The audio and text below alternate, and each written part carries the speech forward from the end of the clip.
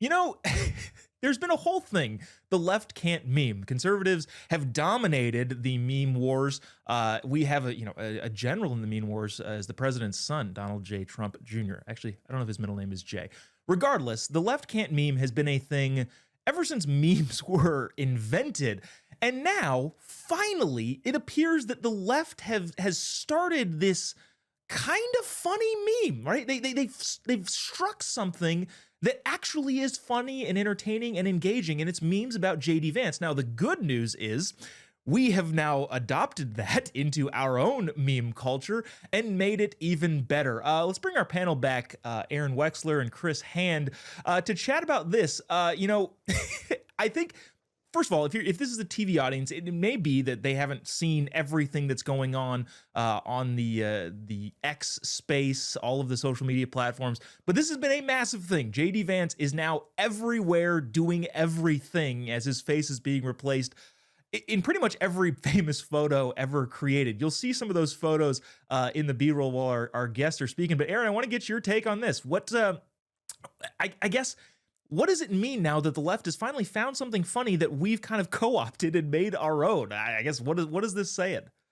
Well, this was what keeps happening with the left. So they actually tried first to paint us as villains this election cycle. And I recently wrote about this in Human Events, not to plug that, but it is an article where I am talking about how the left, in painting us one way that we actually embrace, they don't know what to do with it. And so people, in being the villain and looking good that way and like dark MAGA, people became attracted to us. And the same thing is happening here now with this joke. The left they weren't even trying to be funny. That's what makes it so funny. They were trying to be hateful and hurtful. And instead, JD Vance is tweeting out these memes of himself. And I think that's the sign of true humor, when you're able to laugh at yourself. If you're not able to laugh at yourself, you're not actually funny. And the left is so unfunny right now. They're so unable to self-reflect and even laugh at themselves. And they don't know what to do when we take a meme like this and just absolutely embrace it. And that's, again, what we're doing on the right with all these things that they keep trying to throw at us.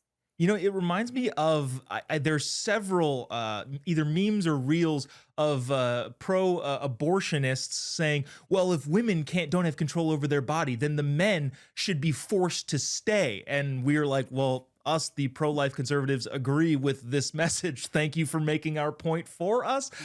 Chris, is this an instance where the left is going to recognize, hey, you making fun of us is not actually getting the point across that you think it is, or are they going to continue to go down the dismal hellhole of unfunny internet memes?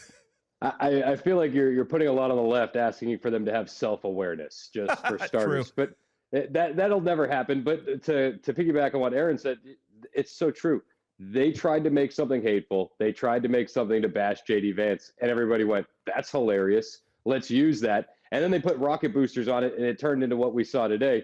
That's my favorite, Vance as Mr. Rogers. What one was your favorite? There are so many to choose from, because the right now is the creative space. It is where the new ideas are coming from, and you can see it just with the creativity in the memes. Yeah. Speaking of big time libs and creativity, another big time lib has launched into this podcast space. We all, I think, watched Charlie Kirk's podcast with Gavin Newsom, in which Gavin apparently agrees with everything that Charlie said, which I thought was fascinating. But in that podcast space, there's a new lib trying to take hold. And in that lib is Michelle Obama, who announced a podcast that she's going to be doing with her brother, Craig Robinson, called IMO, which some people say stands for, in my opinion, I thought it was Insightful Male Oprah. I'm not entirely sure what it is. But Aaron, do you think this sort of format is actually going to work for libs? They've been saying for a long time, we need a Joe Rogan. We need a Theo Vaughn. Is this the answer? Is Michelle Obama going to be the answer? Well, Michelle Obama is obviously highly popular on the left. I was very afraid when we knew that Joe Biden was going to be dropping out of the race. I was deeply, deeply afraid Michelle would run to take his place. And I was just relieved to know that she enjoyed her life too much and the celebrity and really did not want to run for president, that's what saved us, because I think she really had a good chance of winning. But regardless to say, we are cursed these days with a Meghan Markle show, and now it seems a Michelle Obama podcast. And I actually think, I look at this less as maybe she's trying to be Joe Rogan and more of are she and Barack soft launching a divorce? And is that what this is? And this is Michelle kind of stepping out on her own and bringing her brother into it. And that would be just huge. I don't think we've ever seen a presidential divorce, right, as a nation. So we'll wait and see. But I think that's really what's going on here. Yeah, Chris, I'm curious. Do you think she's kind of seeing what's out there in regards to running in 2028 as the Democratic nomination? Aaron, I think, is absolutely right. I think a lot of people were really nervous that she was going to backfill Joe Biden when he dropped out. Do you think this is setting her up to potentially be the DNC nominee? I mean, I could see why you would think that, especially after the Gavin Newsom podcast, because everybody says, well, he's running in 2028. I think if she had wanted to do that, she would have struck a lot sooner while the iron was hot. I don't think that she's going to have the momentum if she was to run in 2028 that she could have had replacing Joe Biden. So that doesn't really make me nervous at all. I know it makes some conservative nervous, and I totally get it, but I don't see it. For me, I just think Michelle Obama really likes Michelle Obama, and she really likes being famous a lot more than she likes spending time in D.C. And I think that she saw the attention that Gavin Newsom was getting or was about to get and saw an opening for herself. And she also has this big production company, and they got to spend some of that money. So why not a Michelle Obama podcast? Yeah, just to clear the air here and make sure I don't get myself in trouble. That was a joke, what I said earlier. If you remember it, great. If you don't remember it, that's fine too. But definitely a joke, kind of. Let's see. In the 30 seconds we've got left, the House actually agreed on something and voted 402-1, including yes votes from AOC and Ilhan Omar, that the Border Patrol needs to submit a report about the tunnels that the cartel is creating. The only dissent was from Rashida Tlaib.